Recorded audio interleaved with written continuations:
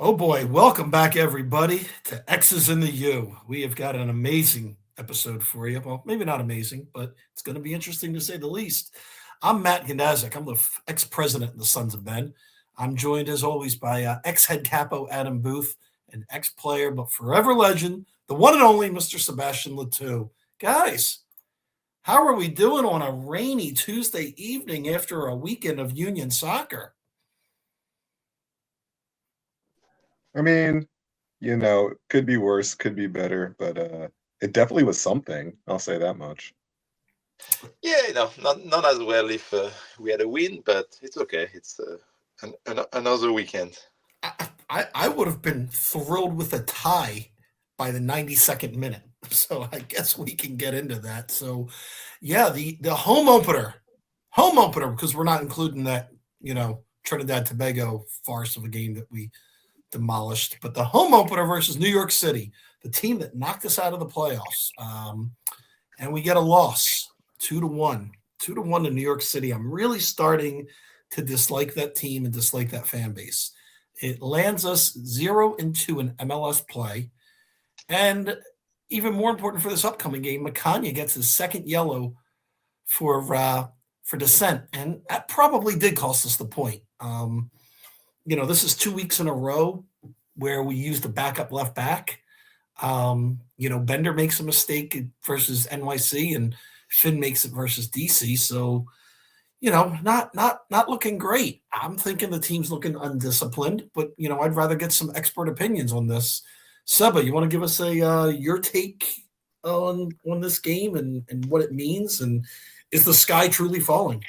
First, I will not say that it's Bender's fault. I will go against whatever you said. Yeah.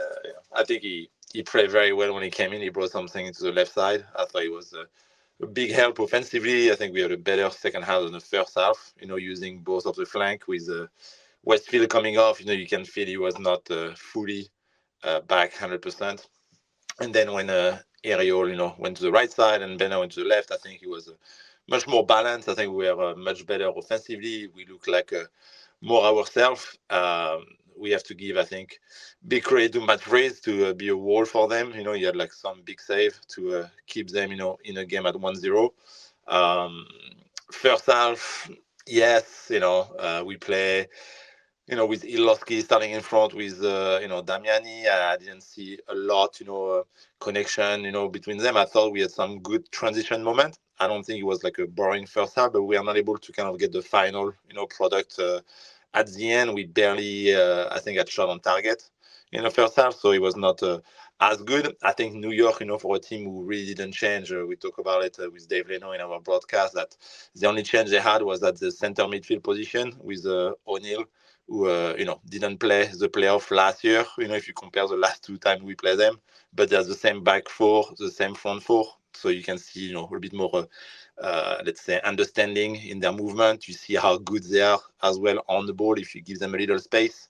And they caught us, like a little bit late on our pressing, and then I think Oeda was a bit frustrated at the beginning with Ariel. He did a good job on him as a left back, switch side, and was a little bit more, let's say, efficient, with hitting the post, and then having a great pass for Fernandez, who had the shot, and Wolf scoring an empty goal. But after, I think the second half was good. I really enjoyed it, and let's say referee, we talk about it a little bit, didn't have the best game as well. I think he offered us a PK when he should have whistled a PK before on Lukic getting clipped in the box. And then he gave a red card to Macania, which, yes, it's decent. And yes, there's emotion, but, he just applies the book for the book. It was, I feel, a bit tough. But in the same time, yes, Macania need to be better as well and not do that. So he definitely didn't help the team at the end, and on the last play, cross and goal again. So I think it just bring like the team back to reality. Let's forget about what happened last year, and let's focus on this season. I think it's maybe a point we should have get, but we didn't. And if we look at both games against DC and New York, I think both time we finished very strong. physically. I think we're the best team, to kind of get the advantage. But we cannot get a point out of both games. I think we should get maybe minimum 2 points. But right now we are at 0. So a lot of work to be done. Like you say, we are going to be missing Macania now against San Jose, with a team who has 2 wins. Going to come to Subaru to get their 3rd win. So big team to another big test. Let's see who is going to be ready to play physically in defense, because right now I think it's a big question mark for the team. It's who do we have in the back line and who is going to be able to get a result. So yeah, a lot of questions, but I feel it's a work in progress, a new team, lots of new players. Let's see how everybody can fit. And yeah, we have a lot of progress to do in each line, from the back line to the front, to start scoring goals. We score a lot of goals against the Trinidad and Tobago teams, the Defiance, but can't really find the net in a run of play. So yeah, I think it's good to get this little humble time for the team after a great, fantastic year last year. But now let's try to get back to work and play together and get a result against San Jose. Yeah, Adam, your thoughts? I'm sure you were glued to your iPad or Apple TV and watching this. So, what did you see from afar? Along the lines of, it was a boring game in my eyes. It just was sloppy in terms of creation, and maybe I just got so seduced by the Kai Wagner experience that I'm used to service coming up the sides and through the middle in a different way to the top guys up top. I don't know. It's going to take a minute to gel. I say that word a lot, but I think it's still, applicable for the situation. That's a huge turnover in roster from last season. I mean, you can probably count on one hand how many starting players from last season are playing this year, and it's insane to believe that in that short amount of time that they would, get it completely together. But fact of the matter is, Seb was right. You should have at least 2 points out of this situation. DC was not that good that night. You got caught out in a situation where there was a great amount of hold-up play at the exact right minute to spring them on their attack for their 1 goal by Ty Baribo. But other than that, I didn't necessarily believe that DC United was the better team on the evening. But then you get a red card and you basically nullify a true opportunity to come back. And then it happens again in this moment. This is even after you equalize. And it's just, look, I'm a Chelsea fan too, and I've seen it match after match after match for them as well. This lack of discipline, the dissent, the yelling at referees, it just doesn't make too much sense to me, because it just doesn't have an end game where you win. Like, they don't overturn calls after you've yelled at them often enough for that to be the first thing you do. And when you're throwing your hand and punching the air in their general direction, look, do I believe it could be a harsh to give that guy a second yellow on that? Yes, but you should know you're on a yellow card and you just basically snatched a point out of nowhere. Why now give your team a harder opportunity for 8 minutes to try to defend against a team that is now going to be invigorated by the idea that a minute ago they're distraught because they're about to give up 3 points, but now they're like, but we can snatch it from them, and then they did. The discipline is concerning. I'm hoping it clears itself up, because one, you just don't want to lose players.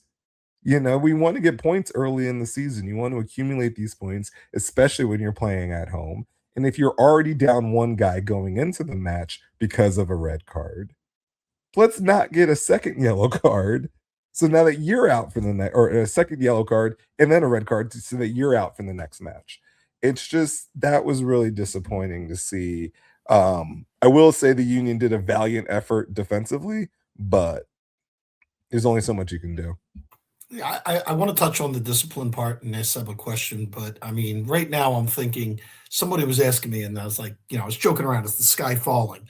I don't think the sky is falling, but I definitely think it's extremely cloudy outside. And I think the Sons of Ben might want to polish up the shield and kiss it goodbye, because I don't think we're going back to back on the shield, but hopefully we can turn this around and, get into the playoffs. And it's really early to be talking about that. But I did want to talk about the discipline. And Seba, I mean, being in Philadelphia or Negadelphia, the first thing I thought of was is this Bradley Carnell 2.0?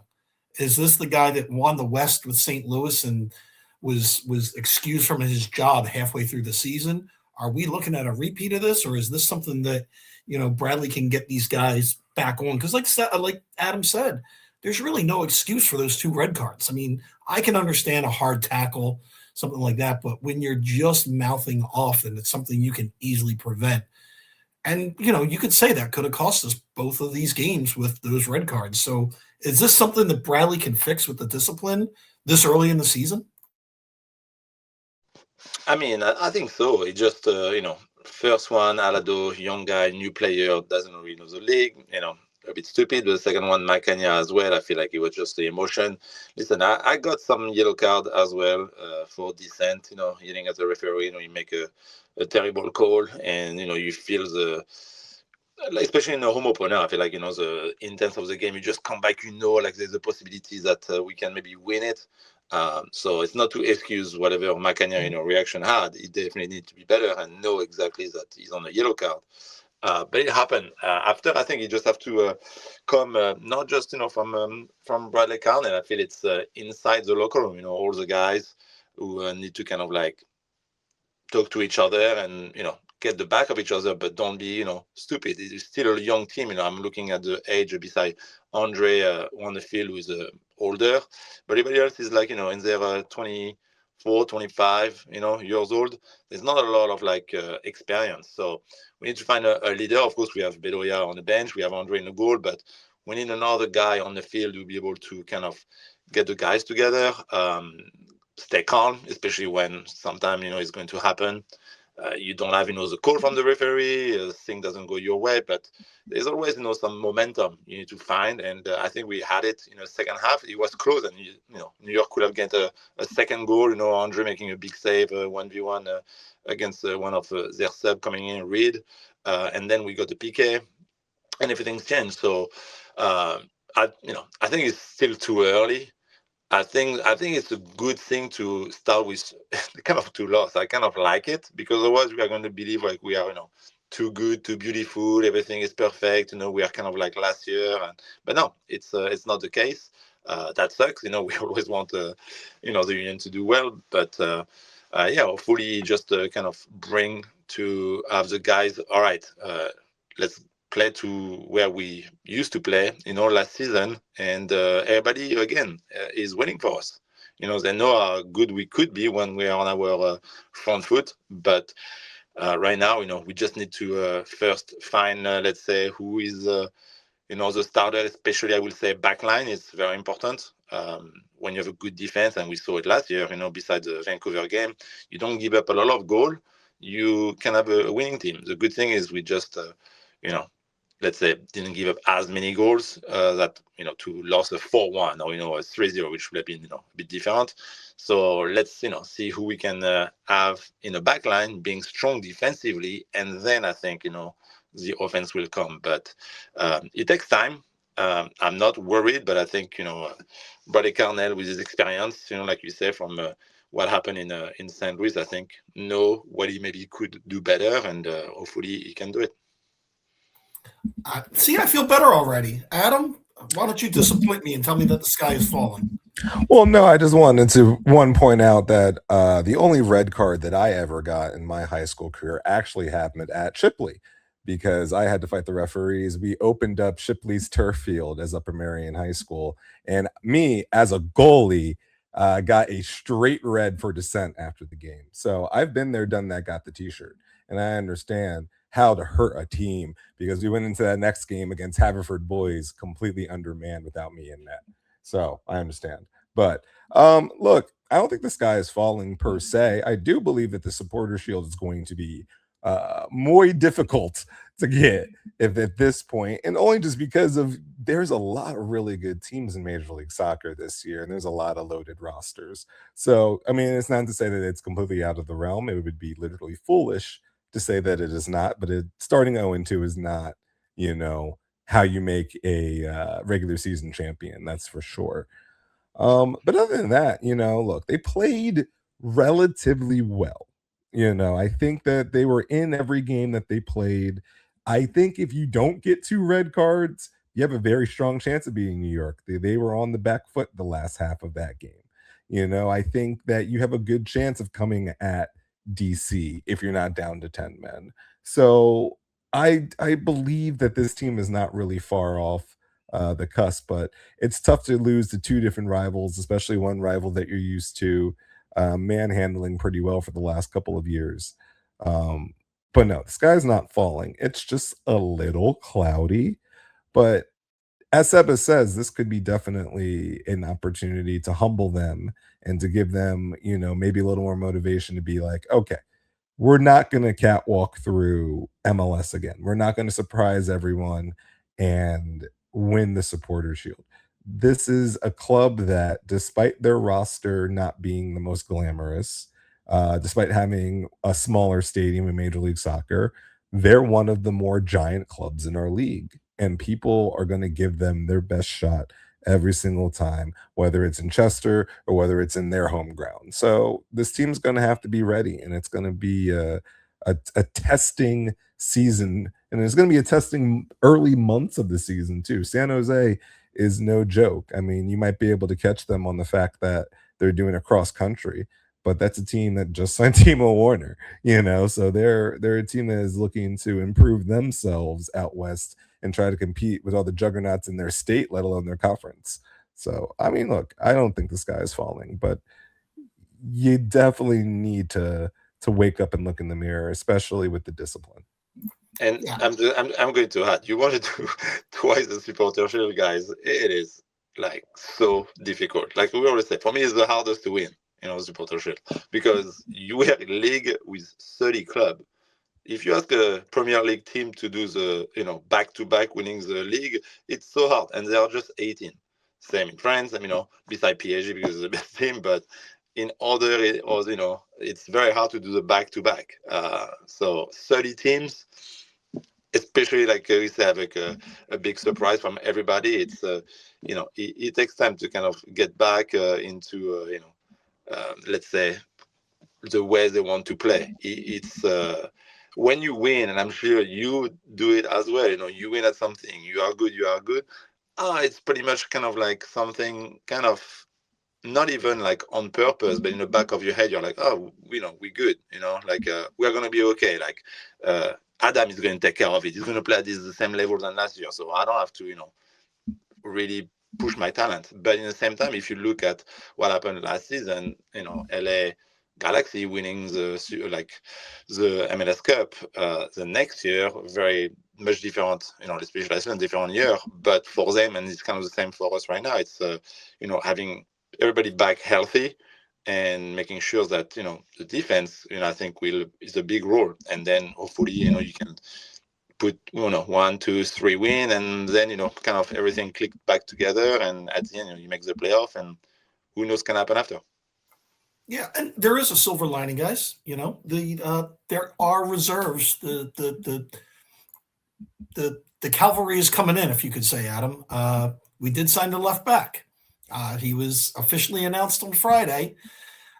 It's going to be, require us to be patient, which as fans, we know we excel at being patient, don't we, Adam? So, but the left back's coming. I think he needs about a week for the visa, and he hasn't played since November. But if we can get him and some cohesion on the back line, then maybe all of a sudden that builds up. I do want to give shout outs because, and I actually want to ask Seba, like the offense, it just doesn't, it has some glaring faults, but I tell you what, Alofsky and Indiana Vasilev have looked pretty good to me in my eyes, especially the last game, but a big shout out to Stas. Adam, I don't know if you know this. Stas, Union 2, came from University of Pennsylvania. Did you know he was the 53rd overall pick in the 2024 MLS Super Draft? I didn't even know he drafted anybody in the Super Draft in 2024. And I literally think the last podcast I was bad mouthing the super draft. So Oh, we were. yeah. So look, fantastic. I'm happy that we were able to find a diamond in the rough in the second round, Howie Roseman style. This was look, the kid's good. I mean, he played very well against Defense Force. There's a natural talent to him. He's got a nose for the ball, as we say, and I like the cut of his jib a lot. So he could definitely be an X factor moving forward.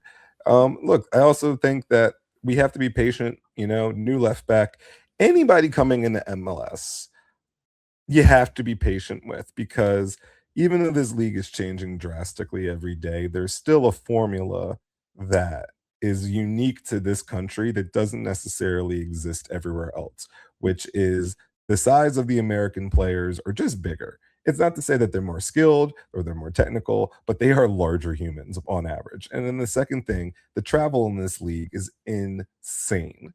And I don't think people really grasp that coming from a lot of these nations that they come from, where our MLS Cup final was literally between Vancouver and Miami, which can't even begin to think about how long that flight was for Vancouver to get to Miami. So it's something where you got to let these guys get with their teammates, figure out themselves, get used to the weather, get used to all the other accoutrement that comes with playing in Major League Soccer, because it's very rare that someone comes over here, even really with the big names, and immediately sets this league on fire.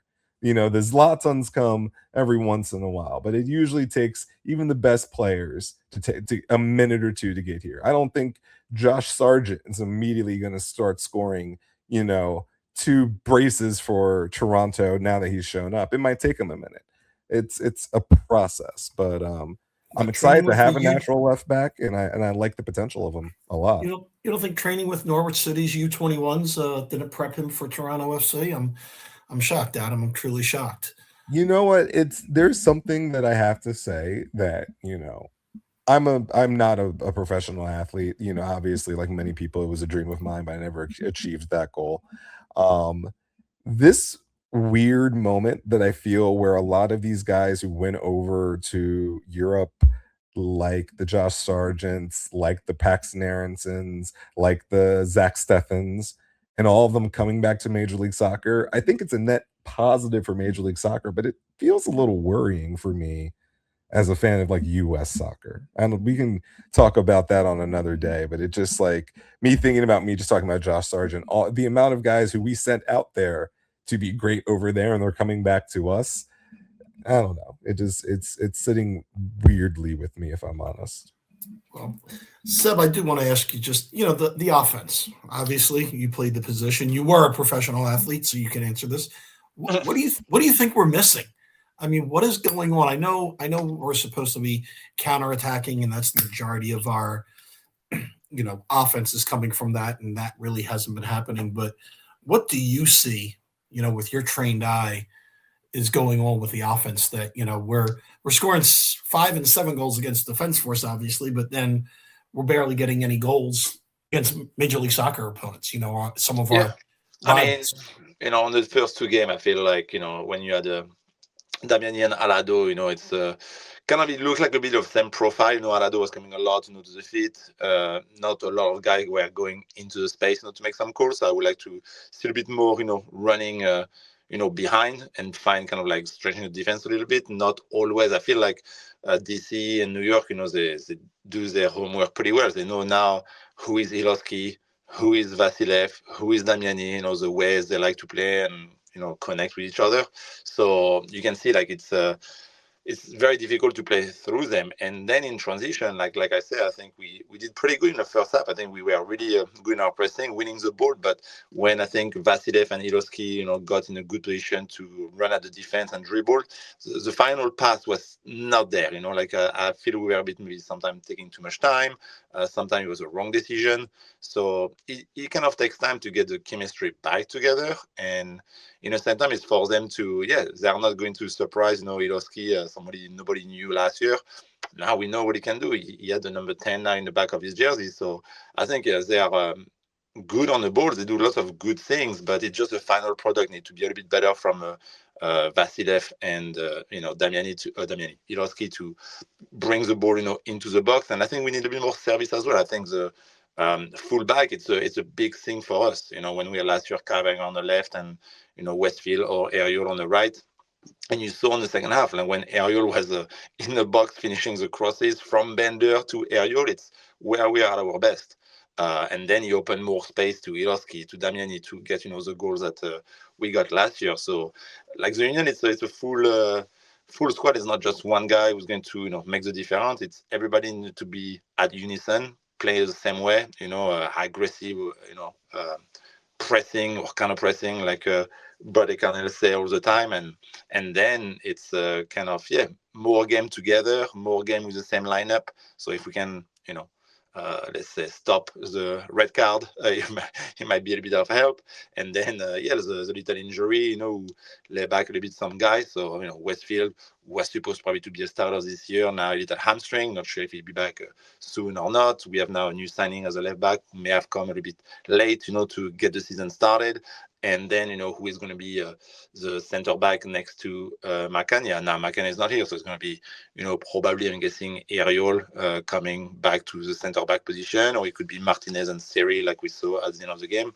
It's a lot of question on that. So, but offensively, I think it just you just need to play games. And for a player, it's, get the first one. When you have like the thing going, it goes your way. But you need to create, you need to keep playing, and it's all about confidence as well for a guy who play as a forward or number 10 like Ilowski and Vasilev. So hopefully the declick is going to come soon, and we will see some nice movement and action and goals when they connect between the 4 of them. Like you saw the goal on New York City FC, it was like Oeda to Fernandez for a shot to Wolves. So 3 of them being connected on one goal. And it's what you want, for your team. It's kind of like to have the guys playing together and always connect with each other on goals. And when this happens, then you can see like the train really going through, and nobody can really stop you. It doesn't matter what you do. It's all about being all together and playing the same way. But it takes time. So I'm not worried.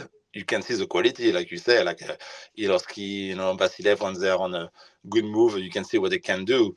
But now it's just kind of like the final product, and make sure, sometimes they don't do too much because, we are hoping for them to do, but, they can maybe play the ball to, some young guys who I think whoever came in the second half for the Union, I think make a difference and help, the team to come back into the game. Like you talk about Stars Kozinovski, who I think did well as well. So it's what you want. Like the Union is not going to be a team of just 11 players, but everybody needs to be, on the same page when they play defensively and offensively. Yeah, Stas is a big dude, man. Adam, I don't know if you've seen him in person or remember from last year, but my man's probably like rocking at anything like 24 years old, and he looks like a man amongst children. But I want to give one group a shout out for their performance at the game. It was inconsistent beginning of the year, Adam, but the Sons of Ben for the penalty kick. I don't know where we stole it, but they did a Twisted Sister song. And I think that You're Not Going to Save It might have gotten into Matt Freese's head a little bit. So I was impressed with that. Don't think I've ever heard that before. So I was pretty impressed. And then as you had your humble brag about your past athletic endeavors, I'm going to tell everybody out there are 2 people. The only people that can beat Matt Freese are you and I, Adam. Because if you remember the Philly feud, we took that Harvard-educated kid back in the woodshed and whooped him up. So shout out to me and you and Gigio for beating Matt Freese. I think Bradley Carnell needs us to give a pep talk next time we play New York City. I'm always here to dismantle the illusion of the Harvard education system anytime I can get. And Seb has given us a dirty look because he was part of that team. But anyhow, yeah, that's probably what Matt Freese lost. I was in his team. The Philly feud. Good times. Somebody's out here like I was an anchor. I'm sorry. Let's get back into it, though.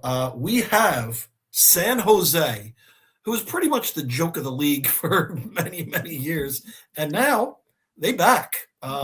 Seba said it earlier. They won their first 2 games, and Chelsea, I don't know if I want to call him great or legend, but former Chelsea player Timo Werner is back and rolling in to Subaru Park, and then following it right up, Club America, Tuesday the 10th. So, guys, Seb, I'll start with you. San Jose. I mean, I'm sure you've started to look at it a little bit. What are we looking at? What's the challenge? I feel like, it was Bruce Arena's team. Last year, he pretty much put the foundation, into his team. And this year, you can see that everything is, kind of going the right way for him. And adding Werner as a forward and a striker, he's hoping, to have his number 9 to get a big season. So, yeah, big names coming to Subaru Park, undefeating team. So I think we are going to be very humble and I think working hard to try to beat them. But, yeah, they're going to be it's a good team. Didn't get a goal against them as well. So, good defense. So, let's see if we can give them the first goal of their season. Yeah, Adam, your thoughts on Bruce Arena and Timo teaming up and coming across the country to face your Philadelphia Union? What are your hopes and dreams of this one? Look, this is a perfect time for a get back game. I think they're good, and it's definitely something that I wouldn't take them for granted in any capacity how they've been playing. But at the same time, this is an opportunity. You're at home. You shook off the cobwebs and maybe some of the pressure. You don't have to worry about the opposing fan bases coming in. This is a moment where you could take advantage of this and you could actually put together a bit of a campaign for the evening. So I'm like, I think that you need to definitely, hold your tongue, be disciplined, make sure that you finish everything with the cleanness and not try to entice the referees, because it seems like you might have a target on your back, Philadelphia. I don't know. You're definitely accumulating very early in the year. But it's gonna be a tough match. But I definitely believe that if you feel that you're capable of competing with the best teams in this league this year, this is a perfect opportunity to showcase that and get yourself a nice little victory against a very solid and up and coming San Jose team. And I got to point out, I appreciate the fact that right now Red Bull, I don't like that Red Bull's on top, obviously, but I appreciate that some of the original clubs are starting to do better, because for a while it just seemed like all of the original Major League Soccer clubs were getting outpaced by every single expansion franchise out there. And as much as I find that good for the future of the league, I just kind of started to feel bad for all of the original 96 clubs, Yeah, well, and let's keep in mind, San Jose is tied for first in the Western. It's only 2 games, but still, their company is San Diego, which had a very good season, and LA. So they're hanging in there, and they're not a joke. They're, we're going to see what happens. Hopefully, like you said, we get some discipline, we get some chemistry. I think those are the 2 biggest words for this team right now: discipline and chemistry. If we can have that, I think we can hang with anyone.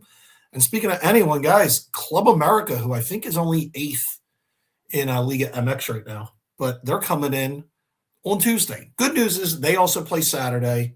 They're coming here, so everyone's kind of on equal footing for that. But what are our thoughts on do we have a chance of advancing in the Champions or not? Because this is Club America, and we didn't do too well the last time we played them.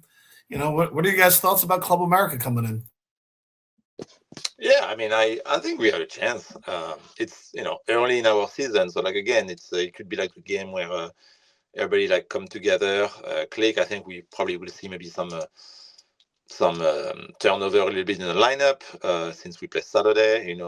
We can manage a little bit, but I think it's a great opportunity for anybody to have a great game against a good team, and especially staying at home too. It's a great Mexican team. I feel like it's going to be fans from Club America in the stands as well, so it's going to be a fun atmosphere. So that's a game you want to play. We want the Shield to get qualify in a Champions Cup, and you want to go to the next round. Every competition you play, I don't know anybody who will tell you, oh, we don't play to win. No, we are playing to win this competition as well and go the further. So I think Bradley Carnell will play the most fit team against them to try to get the win at home, because then you have to go to Mexico and try to get a result over there. So if we can get a win, I think we are in a good place to go back over there.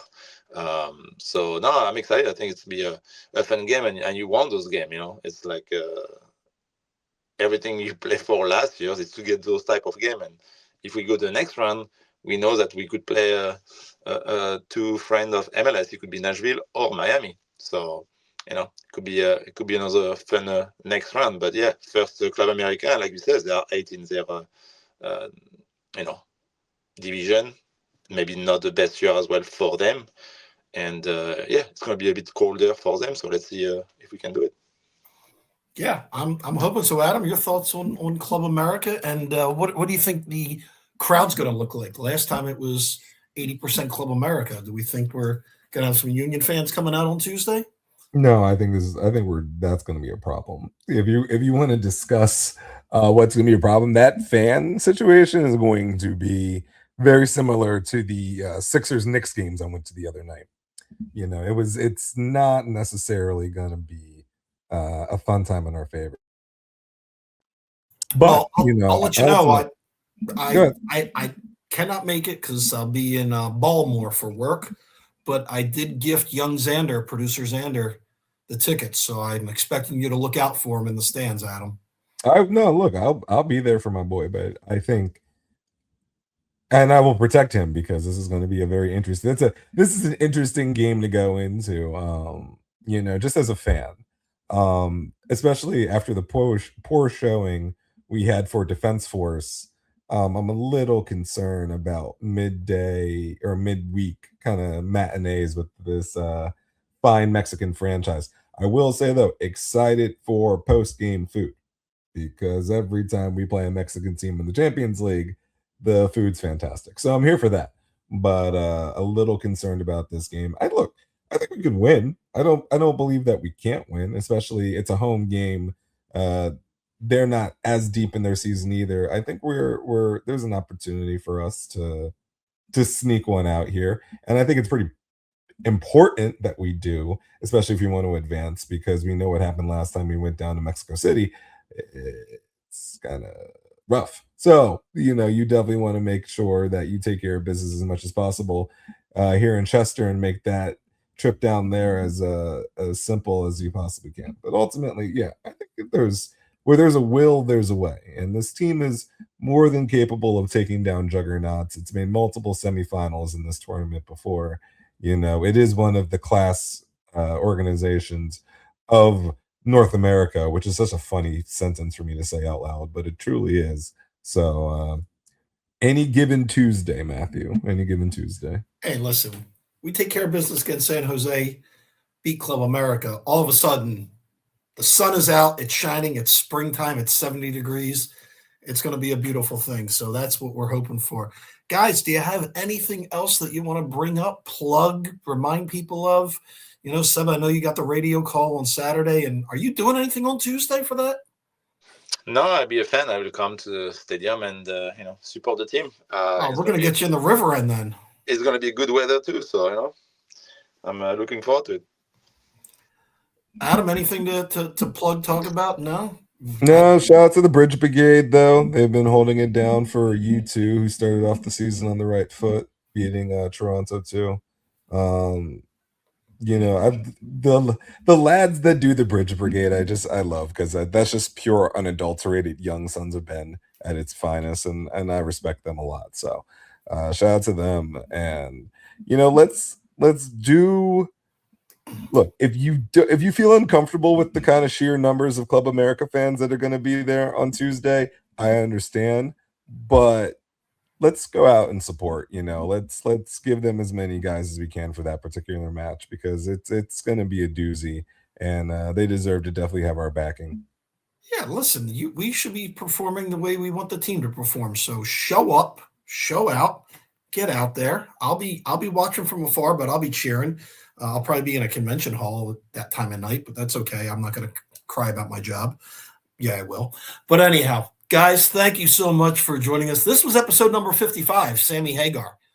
That's Can't Drive 55, Adam. You know that tune. But Guys, again, thank you so much for joining us, everyone. Thanks.